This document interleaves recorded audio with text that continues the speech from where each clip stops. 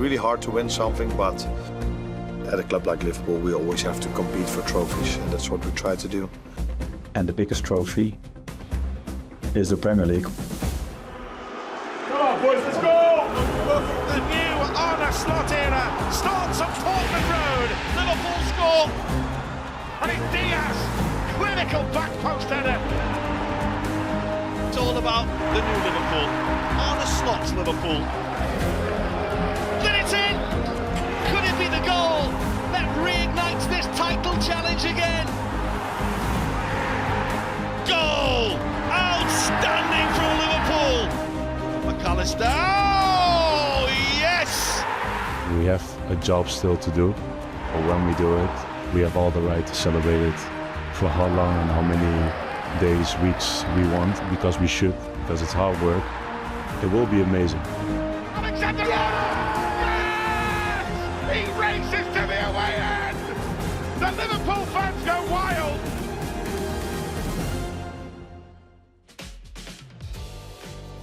It is all set to be one of those I was there days at Anfield. Liverpool have worked so hard for so long, and now they are so close to league title number 20. The equation this afternoon is clear for Arne Slot's Reds. Avoid defeat and they are league champions with 4 games to spare. Well, back in 1988, Liverpool beat Tottenham Hotspur at Anfield to become champions with 4 games left. The same is possible today. It kicks off at 4:30.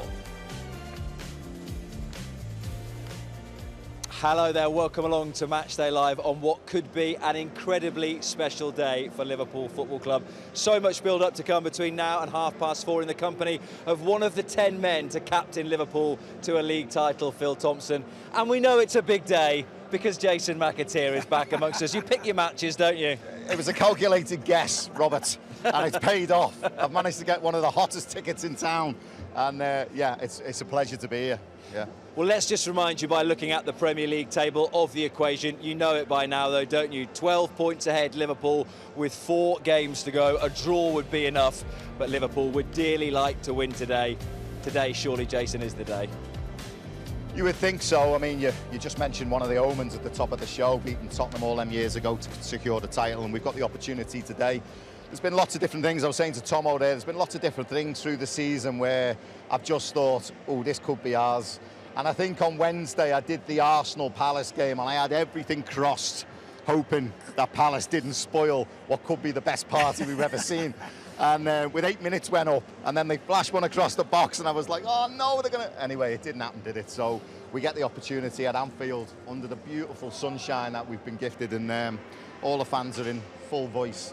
I just really hope we get that point, yeah. It could be an incredible celebration, an incredible party, Tomo, but Arne Slot in his programme note says the most important thing right now is that we all recognise this would not be the time to stop. Everyone else can get involved in the carnival, but those players have to do their job this afternoon. And it is, we all thought that we would have to win the game, 3 points, and that was going to be massive as it is. 1 point, in my opinion, doesn't even take the pressure off. We've still got to do it. And I said to you weeks ago, Rob, that we were at the point where performances didn't matter. It was about results. I would like today to be one of those days where you get the performance and the result, because we still need it. No matter what, we're all here, the great celebrations outside, the excitement inside this stadium as we are, there's still a job to be done. And the players have to realise that. All that beautiful stuff outside, I think, has still got to, once you get in there, we now have to go to work. Well, let's get the details then, shall we, of the Liverpool team that Arne Slot has selected today to face Tottenham Hotspur here in this game that could seal the Premier League title, which shows 2 changes then from the team that started that victory at Leicester City last weekend. Both of them coming in the full-back areas. The match winner, Trent Alexander-Arnold, and Andy Robertson, both come into the side today. Kostas Tsimikas drops to the bench. There is no place in the Matchday squad for Connor Bradley. So you would say then, Tomo, that that is perhaps the strongest and particularly the most experienced team for a day like this that Arne Slot could have selected. Yeah, it is, and it's a shame, obviously, Connor not being on the bench. You would imagine he's picked up an injury, a knock, so it's a shame, but you're looking for it today. Spurs don't usually defend too deep, but if you want somebody to break it down, maybe it's a game for Trent Alexander-Arnold. I thought Simicast did well last week at Leicester, but Robbo, for what he brings at Anfield, he's probably gone for it. So yes, it's probably that start lineup that most people would have expected today, and it is to be involved. It's an absolute privilege for those players, but even for the subs, I just think to be involved, to do your best to make it happen today is going to be absolutely terrific. It's got a cup final feel about it today. You just feel it's like first time in our hands. First opportunity we've had to secure the title. If you're going to pick a team for the cup final, that's going to be the team, isn't it? I don't think you could go much stronger, to be honest.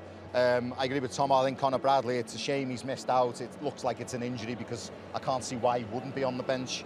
But there's a bit of everything in there. And I think the opponents today, listen, they're not going to hand Liverpool a title. They're going to make them work for it. But it's a good game for Liverpool. It's a good opponent for Liverpool. It's got a bit of a glamour feel about it because it's Tottenham. Tomo's right. I mean, Ange Postecoglou, his team don't really sit deep. They don't really know how to. They like to play with a bit of flair. They like to play a high line. So that should play into Liverpool's hands. Listen, the adrenaline in that dressing room, they'll be itching. They'll want to come out now and play. It'll be like the boxers in it who just waiting to, you know, all that pent-up adrenaline's just in there. They want to get out now and do it. They've got to manage that. They've got to manage the expectation. But this team's got a little bit of special about it. Well, that's the question then, as we look at those incredible scenes, and Jason talked about the adrenaline. What did you do on days like this? Did you allow yourself to take it in, or did you try your best to actually ignore all of that that's going on outside? You do try and ignore it, but listen, being a local, I had no social media back then, so everything was just as exciting. You were desperate for it, and the great thing about being a player on days like, you can do something about it, because it's still nervousness. You still want to get the right result. Let's say in '82 when we played Spurs to win it, and the place was bouncing. We went 1-0 down. You know, some goal, by the way, that you showed me earlier. I showed you earlier. That's what can happen. So you've got to be at it. You've got to be on your game. I don't care. We've got 5 games. We've had 10 games. You've got to make sure. And Arne got to be composed and all that. Let the players feel the emotion, but he needs to bring them down. Make sure that and they go out and do what they've done all season, in sort of give their best in any given stage of the game. We're going to speak a little bit later on, Jason, about some of the moments earlier on in the season that we felt were particularly significant to getting Liverpool to this point. We arrived at the King Power last Sunday probably knowing that Liverpool were going to take the title, but how significant was that moment supplied by the vice-captain Trent Alexander-Arnold? It was massive. Listen, it's brought us to today, hasn't it? You know, give us the opportunity. It was quite fitting, actually. Football's got this funny way of like throwing things at you, doesn't it? When, you know, we're talking about Trent, the situation, he's not played, what kind of reception it was going to be, was he going to get on the pitch? You know, there was an argument that he shouldn't play again because of this, that and the other. Listen, he came on, he was professional as ever, and then it was him that goes and gets the goal, and what a strike it was as well. Set piece, Van Nistelrooy would be disappointed to concede it. Look at it, it's all over the way, and then this is a great strike. And then all that emotion, it just comes out in the celebration, doesn't it? And it was a great moment. But we've had a few of them this season, Tomo, haven't we? I couldn't hit that with my better foot. Never mind. No, you could, Tomo. Don't put yourself down. That's his weaker foot. And to hit it, and hit it so crisply, was just a great moment. But his celebration, it meant so much to so many. And him more so. And the way he reacted, and the reaction to the crowd. And we were there afterwards, Rob. And that love that everybody got from the players, from Trent, from the fans, it was wonderful. It was a great moment. The fans sang all the way through. It was a songbook for the ages that everybody had. So you felt it. So for Trent to deliver, Jason's probably right. It was one moment that you go in the game and you know when you get certain games that come, and as a player against his old team, things like that happen in football so often, more often than what people would think.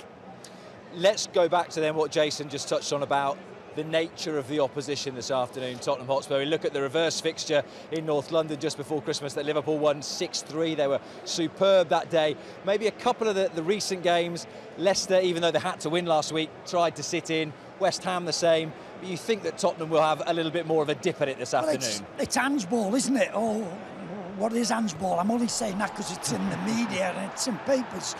But it's this high line. I think, did they go down to 9 men? Was it against Chelsea or something? Yeah. And still they pushed up to the halfway line. Yeah. They didn't camp out in the edge of their own box, what most teams would do. And he said, I am not going to change, it doesn't matter what. And they stuck there on the halfway line, allowing Chelsea. So that is the way Ange wants it to be. You squeeze up high, you play together, you're compact, high up, not compact in his own defensive third. So I think we're going to see that, and it could be one of those games that do. And listen, Son is not playing today. He's been a thorn in our side for quite a few years. He's not playing. So let's hope that they do come and have a little bit of a go, and that should do us fine. The scorelines and the performances we've seen, as well as when Jurgen was here, as well as testament to how the two teams have evolved. Listen, you ask any Spurs fans, they got a little bit bored under Conte and Mourinho, the way they played. Ange has come in with a refreshing brand of football. I agree with Tomo, sometimes he's going to get stung, he's going to get hurt with this high line, with this expansive way of playing. But in the light of how we talk about football, with the way Guardiola's brought to the game and stuff, it's quite refreshing. And like I just said there, we had a 6-3, we've been beaten 1-0. Today could be anything. It could be anything. Risk and reward, isn't it? The way he plays. But did you not sense that in the second leg of the Cup semi-final here, that Liverpool won 4-0, that maybe Tottenham had gone a little bit away from that no-fear football, and they were sort of caught in two minds that night about what they were supposed to be doing here? Listen, we were the better team in that 1-0 defeat at their stadium. But we were absolutely, and it came here 1-0. Was such a most wonderful scoreline for us. And you go, 1-0 defeat. It set the scene for coming back here. Yeah. And we were so superior on the day. They tried, but they just didn't have an answer to us. And we did. They still come and played the way. That's what we're trying to say and explain. They were 1-0 up, but didn't know how to sit in. No. And we just literally tore them apart on that day. That's one of the criticism, really, I would aim at Tottenham, is their game management. Listen, there is a time and a place to play. There is a time and a place to be expansive. He's got some great players who can adapt. I mean, this is Tottenham Hotspur. We're not talking about an Ipswich or a Southampton. You know, they were naive when they've come up this season, and they've been stung and gone straight back down again, as the teams last year, Burnley as well. You know, this is Tottenham. They can adapt. The players can change. And I think Ange has been slightly naive sometimes in his performances. Listen, to come here 1-0 up, he knew Liverpool were going to throw the kitchen sink at Liverpool. You just dig in, you just bed in. A bit like Paris did, you know, and then you take your opportunities on the break, because on the break, they can really hurt you. They've got pace, you know, they've got players with guile who can open things up. You know, they sometimes don't manage themselves well, and I think that's why they've ended up, there's other reasons as well with the injuries, but probably where they are right now. So Ange Postecoglou comes to Anfield, still under a bit of pressure this afternoon. Well, the opposite can be said of Arne Slot. In his debut season, he is closing in on becoming the first Dutchman to win the Premier League title. Calm and considered throughout the campaign, but surely now he will be feeling the excitement of what is to come here at Anfield today.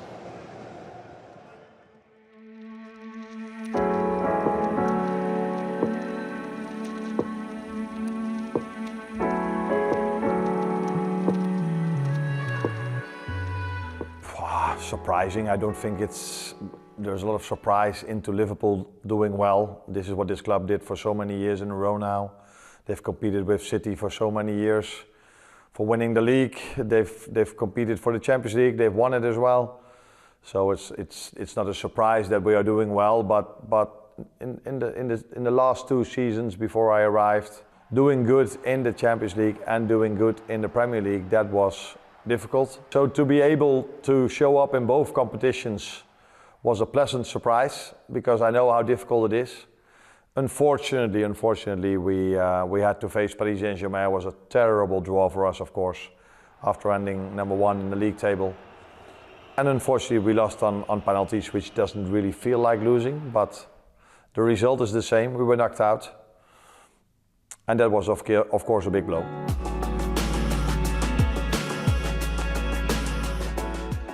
that you are able as a human being to work 4 months in a row without hardly any day off. That is something I knew I could do and people could do, but it wasn't common for me to do, because in Holland we have a winter break. But between November and March it was just game after game after game, and I think for me it's not even that difficult, but for the players to show up every 3 days, that is the most difficult part of the season, the most difficult period of the season, and we did remarkably well in that period of time.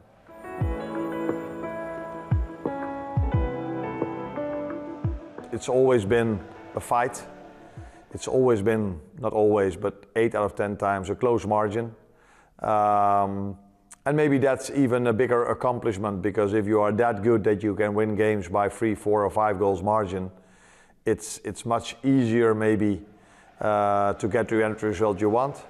But if you have to fight every single game for a 1 goal margin lead, I think that makes it even more difficult. But it is the new reality in the Premier League. The time that the top 2, 3, 4 clubs win every single game against the number 15, 16 or 17 is behind us.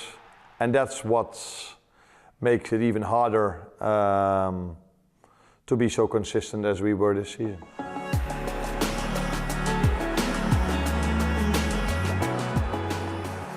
Hopefully that's a moment still to come in the upcoming 5 games, hopefully the first one of course. But there were special moments, special when Virgil, just before the end, had a goal in against West Ham. Trent doing this 10 minutes before the end against Leicester. I think big players always show up in big moments, and that's what they did. But I can also come up with Brentford away, 90 minutes played, 0-0. Darwin Núñez scoring a goal. I think Trent assisted that one as well. So we've had a few of those moments, of those big moments during the season. But yeah, I cannot pick one. But if I really have to, I think the moment after conceding the 1-1 against West Ham, where everyone probably felt, ooh, this is going to be difficult, maybe even to bring a 1-1 over the line. Then the team stepped up, the fans stepped up for 2 minutes, and they were just flying at that moment. And as a result of that, we got a corner kick. When Virgil scored the goal, the emotions that ran through him, through the stadium, through the staff, through everyone, that was a beautiful moment. But I hope the most beautiful one is still to come.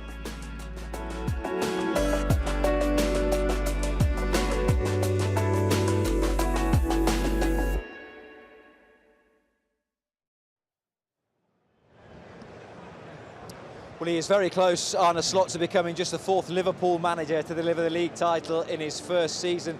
A lot of question marks, Tom. It seems a long time ago that people were wondering whether Arne Slot could cut it in English football, as to how difficult it would be to emulate the brilliance of Jurgen Klopp, but he's taken all of it in his stride. Question marks. I think we were always ready to give him his chance, and I think we all did. These interviews for LFC TV, what do we expect? What do we think? We'll give him our time, as all managers get that time to sort of bed themselves in. Let's see what he's like. Don't sort of judge him too early. And my goodness, it was quite awesome. The way we went on, Champions League started, and winning all those games, and you were going, wow. So for all what he's done, and a good coach, a good manager, you're judged on, yeah, the results are great. But how do you improve players? How do you sort of set up? He's been brilliant. You know, we've had Luis Diaz playing centre forward, Gravenberch playing centre mid, Gakpo playing as... All these things have been excellent. So his judgments and his substitutions for somebody who's been a novice in the Premier League have been superb. That's been one of the most impressive things, hasn't it, Jason, actually, the game management. The number of goals that Liverpool have scored in second halves this season. There have been a lot of times where it's felt a fairly even first half, but in that 15-minute break, he has worked it out with his players and got a new message across and found a different way to win the game so often. He's meticulous, isn't he, with his preparation, with his game management, which is what we spoke about before. He's very, very astute at doing things like that. I like the way he's handled the weight of expectation. To walk into this football club, listen, as a player, is daunting because you've got to follow this lot, and they've set the standards, and we've all got to follow it. And unfortunately, my team didn't, and you fall by the wayside. But he's had to come in, and arguably, he's up there with Bill Shankly, and that is the highest accolade you can give Jurgen Klopp. He's put this club back at the top table. We've had unbelievable moments, Champions Leagues, league title, cups. It's been brilliant. It's a 7-year journey of excellence. To come in and manage the expectation of, like Tomo said, right, Arnie, what have you got? Because we're now down at the top table. You've got to keep us there. Yes, the foundations were there, but let's not take away the enormity of the job he's actually done. The standard of the management in the Premier League and the coaching has gone up. It's gone up. You look at Iriola, Eddie Howe. They're all playing their part and producing results and taking clubs, the likes of Bournemouth, Brighton. They're all going up the table because of the coaching. The coaching's got better. The clubs are getting better. They're more prepared. They're taking points off each other. So let's not get carried away with this was an easy season, because it wasn't for lots of different reasons. He's done a remarkable job. Yeah, sorry, but you're quite right, because we shouldn't sort of say, oh, it's been easy, because there's a big bun fight for Champions League football. It's got nothing to do. We're still 12 points ahead, so we've not had an easy ride. We've been the team of the season for a good reason. That were 12 points at this moment with a game in hand. It's quite phenomenal. So to be there, don't sort of these some media people or fans of other clubs say that we've had an easy ride. Well, we'll come to that point a lot more later on in the show. I want to stick with Arne Slot, Jason, just for a little moment. He could become the 6th manager to win the Premier League in his first full season. 5. There are different ways of looking at it. Come on then. So Arsene Wenger had 9 games at the end of a season, but in his first full season won the Premier League. But guys like him, seen as one of the greats in the Premier League era, but then you look at other managers who've done it in their first full season. Ancelotti, Jose Mourinho. Had a lot of investment to help them. He's bought one player. That's another thing that has not been discussed much in the last few months, is this: he hasn't built his own squad. He obviously inherited a very good one, but Federico Chiesa is the only player that he's added. Yeah, but like I said, it took a brave man with Jurgen Klopp to hang around really and build. He rebuilt. He had to. He brought in a completely different midfield, brought in 1 or 2 other players, and they've all had to adapt it, and he bedded them in. And Arne Slot's had to come in and pick up the reins from that. So he was left with quite a healthy squad. They all kind of knew. I think it was a really good appointment in the sense of, you look at Almiron now, he's come into a football club and completely changed the tactics and the philosophy of the football club, and the players are all over the place. I think it was an astute signing bringing Arne Slot in, because he wasn't going to change too much about the way they play. So they were in tune with the press, and they were in tune with the high line when it needed to be. He's tweaked it a little bit. He's been more pragmatic. There's more control to his performances. But I think that's brought the best out in the likes of Gravenberch. I think Van Dijk has been a sensation again because of the way Slot plays. Salah is producing ridiculous numbers because of the way we play, and that's down to Arne Slot. So we could stand here all day giving Arne Slot plaudits. We probably will be. So stick around for the post-match show. There's a lot of people in the ground already here at Anfield. Virgil van Dijk, when he signed his new contract, said we want to see Anfield red. I think the captain has got his wish. If you can't be at Anfield today, you can still listen to live audio commentary from 4:30. The man on the mic for us, as ever, will be Steve Hunter. Good afternoon. Good afternoon, Rob. Thanks so much. Good afternoon, everybody. Well, we're on the verge of doing something special, aren't we? Number 20, and let's take that into context. That will be level on titles with Manchester United. Before Alex Ferguson came in and made that famous quote, he wanted to knock Liverpool off their perch, which was in many ways, you look back, a big compliment, because we're right back on our perch now, thanks to the work of Jurgen and thanks to the work of our head coach, Arne Slot. Anfield coming in early today was absolutely unbelievable. The noise outside is absolutely incredible. But, it takes us back, doesn't it, to 2019, and we're going to witness some wonderful pictures from back then. It was a tough time with COVID, and people needed football just to survive those times. Every one of us needed that, didn't we? We needed some comfort. Jurgen and the boys provided that. The celebrations at Formby Hall, you know, in that final game of the season there, it was strange. It was amazing. I was one of the very lucky ones, and I'll always be grateful for that, to witness that. But I also felt very emotional and very sad at the same time, because I always use this phrase, and it's a phrase we can't get sick and tired of saying, because it's factual. Football is nothing without fans. Look what Virgil van Dijk said coming up to Wayne. Said, everyone, wear red coming into this game. Let's make it a special party atmosphere. And he's absolutely spot on. The great man Bill Shankly said, Liverpool Football Club, it's all well and good winning cups, great in Europe, but our bread and butter is the league title. And that's what we're on the verge of today. This is what Arne Slot has delivered for Liverpool. 5 games to go. We know what we need to do. The atmosphere is going to be incredible. Let's face it, it's going to be incredibly emotional. I think me, Jason and Tomo will be crying at the end of this. I know you will be too. Rob, it's all yours, amigo. Thank you very much. Bookie's paying out on Jason crying. That's absolutely nailed on him to be in floods of tears about 6:30. Stop taking bets.